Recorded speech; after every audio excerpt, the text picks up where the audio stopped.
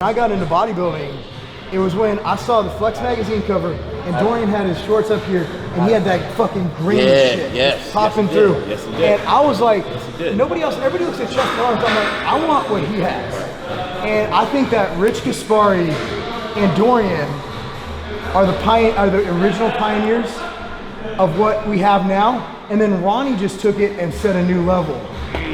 I think if you look at the history, Gaspari brought the conditioning to where it needs to be. If you don't have glutes, you might as well not step on the stage now. And Dorian just brought a new level of graininess and size. And after that, it just kept progressing.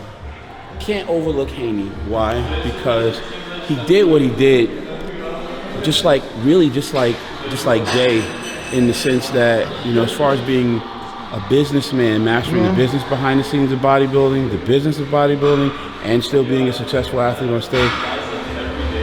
Traveling as much as he did, he made that shit look so easy that on average you can take for granted, you know, just how difficult in fact that was.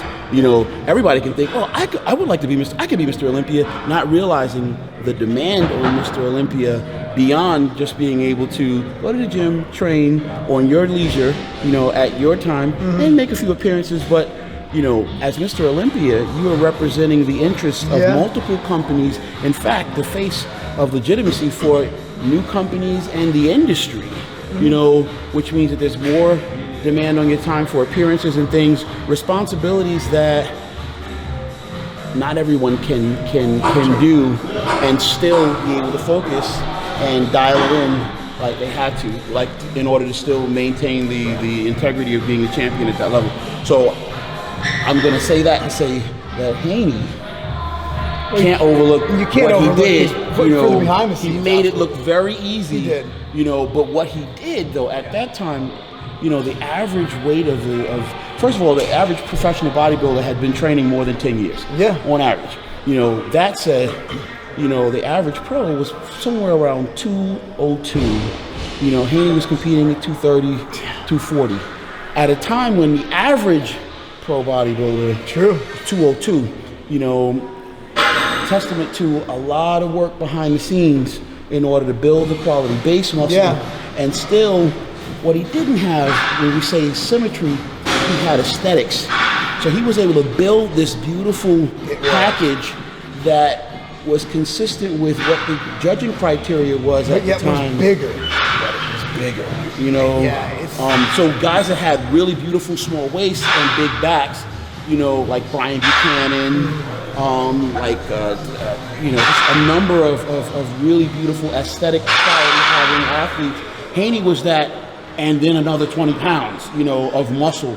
You know, if you looked at him, he dialed it in, you know, as best as the standards were requiring it, and then some at that time. In fact, he did it so well that it took Rich Gaspari and Lee Labrada to have to try to, you know, reach deeper and to do a little bit more in order to try to, you know, combat all that overwhelming, well-developed muscle from the front. That's a very imposing, as an ambassador, beautiful. It was really hard to out-ambassador, you know, Haney. He was such, I mean, the guy was all out. He was a religious man. He was just a good representative of the community. I think he really did a good job. It was, I mean, the thing is, like, bodybuilding's so polarizing, but Lee Haney had very few detractors.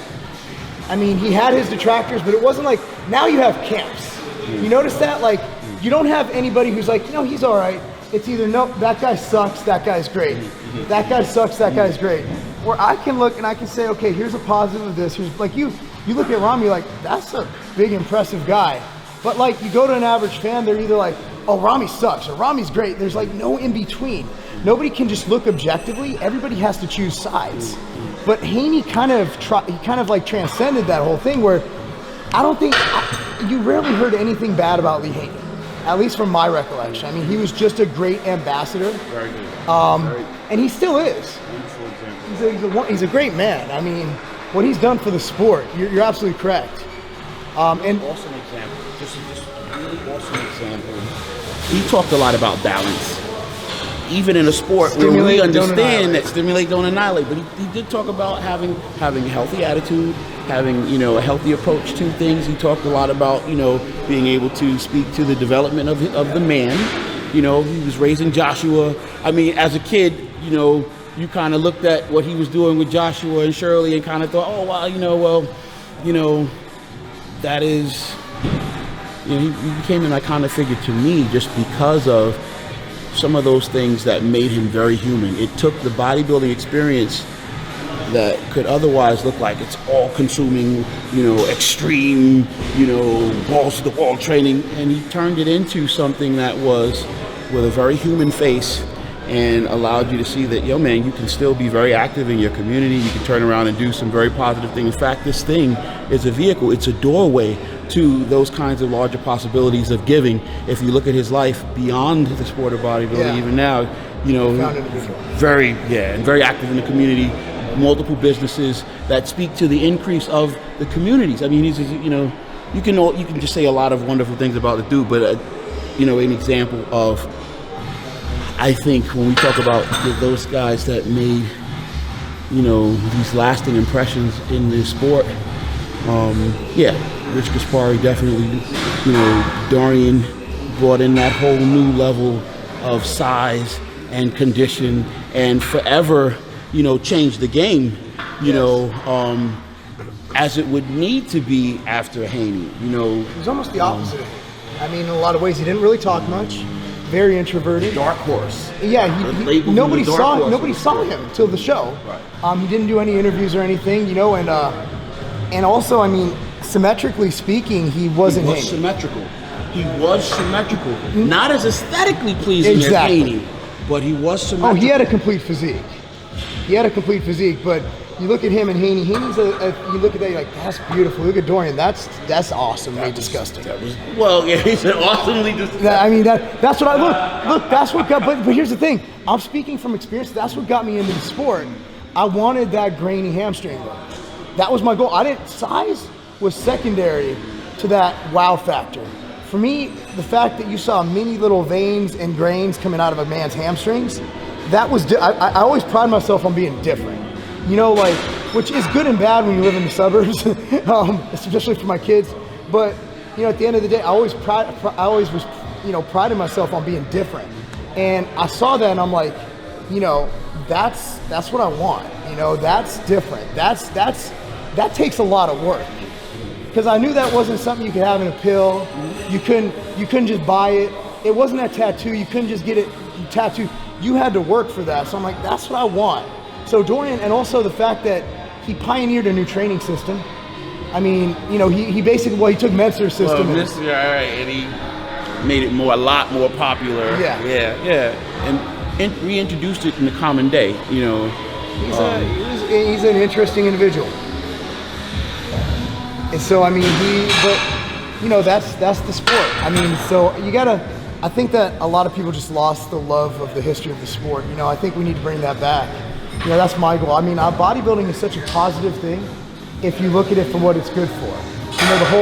You know, I always look at it, bodybuilding is a metaphor for life. You know, what you do in the gym, you have an hour a day, you can make it happen in an hour a day. You know, obviously not to the level we make it happen, but you can make it happen. But the thing is, you consistently overload, you progress. You progress in all areas of life. It's a metaphor for life. You set a goal, you reach it. If your goal is to bench 300 pounds, you move up till you set 300 pounds. Then you set a goal to bench 350. You devise a plan to bench that. Or you want to get to gain 10 pounds and only gain 1% body fat. You set that goal and you work towards it. You know, I want to be your 180 at 10% body fat. I want to be 190 at 12% body fat. You know, that's something that can apply to all areas of life. And I think a lot of people lose the lesson that bodybuilding gives to us. And bodybuilding, I'm not talking at the pro level, but a lot of people, like, you know, I have friends that play weekend softball. They don't think they're going to be Alex Rodriguez, but they know that, okay, here's what this guy does, here's the example, here's what I set forth to do. And I think same with bodybuilding. You can take what the pros, the elite level do, and apply that to your life, and just make you a better all-around person. That's just what I take out of bodybuilding as someone who, you know, has a family, has businesses. And I mean, you know, now you have all these businesses going on, all these ventures. So bodybuilding, like you said before, it's not the final destination. It's a stepping stone. It's part of the process. I had a friend that was a martial artist, and I remember him telling me that it took him quite a long time to, attain his black belt. And I remember him sharing with me, though, that at the completion of, achieving his black belt, he said that's when the real training began. The first time he told me that story, I remember kind of struggling to get it. But as I've continued on my own personal journey and this experience, I really have started to understand, as we just said, that bodybuilding, is a stepping stone. It's the beginning. It's the entry into, much larger possibilities. Gaining command of your mind. I believe at the root of this experience is self-development. I decide whether or not I'm going to go to the gym or I'm going to do something else with my leisure time. I decide whether I'm going to act and think rightly, which is in the way toward attaining my goals, or decide to do the opposite. But I am in the driving seat. It's ultimately my choice, to succeed or fail, and I think more than anything else, as a young man growing up with a host of my own, problematic issues to overcome, more than a counselor or more than a therapist or more than a correction officer, more than anything any one of them could have told me, I think that the experience of my time as a developing athlete, wanting to do better, wanting to learn more and sharpen my skill, have allowed me to learn that at the root of this experience is self-mastery. This is the ultimate lesson of self-development, the ultimate school of self-development. You talked about, being able to increase a person's bench press by 5 or 10 pounds, setting goals, achieving them, and then setting newer goals. All of that stuff, I think, are very clear examples of how a person that knows very little about anything can start their journey from wherever you are without necessarily, being a Buddhist monk or having, the utmost in all of these wonderful educational experiences, but have the desire to want to improve, have a desire to want to learn how to be better at something. In this case, gaining control of my body composition, gaining control of my life, or my health and fitness, and essentially my life through that. So it's a wonderful stepping stone to learning, to having those points very clearly illustrated. Someone can tell you, man, you are a very powerful person. Your thoughts are powerful. You can decide to achieve, succeed, or fail. And it may sound wonderful, but how do we actually take that and apply it, to my life in a way that will allow me to increase as a troubled young person, looking around, seeing the world as just being this very hard, cruel place that I have no control over. Yeah. So this was a wonderful teaching tool. Yeah. Absolutely. I mean, I come from, my background's not all butterflies and, bonbons, we all have our adversity. Everybody has their own share of adversities. The degree of them is what differs. Everybody has something. Obviously some people have less, but at the end of the day, I think this gives us all direction. It gives us a healthy outlet. And, I think a lot of kids, if they get into physical activity, team sports, things like that, I want my kids in team sports. I want them to learn that discipline. I want them to learn teamwork. And I want them to learn about winning. Because at the end of the day, we might not always win. Losing, what is Michael Jordan's quote? My daughter's terrible at losing. She's an elite travel soccer player. She's 9. She hates losing. And she was having a rough time. She lost again. They tied. She's weird. And so I read her a Michael Jordan quote, and I believe it was the reason I'm a champion now is because, something like this, because of all the losses I've had. That all led to where I'm at now. We might not always win. We might not ever win, but striving to win or working your best to win in life, life's tough. If you don't win in business, someone else will. And that might be your company going out of business. At the end of the day, I have 25 employees. If I don't perform as CEO, chief marketing officer, if I don't perform, shit, that's their jobs. You know, it's responsibility. So winning is a huge portion of what we do, and striving to win and working your best and going 120% at everything you do.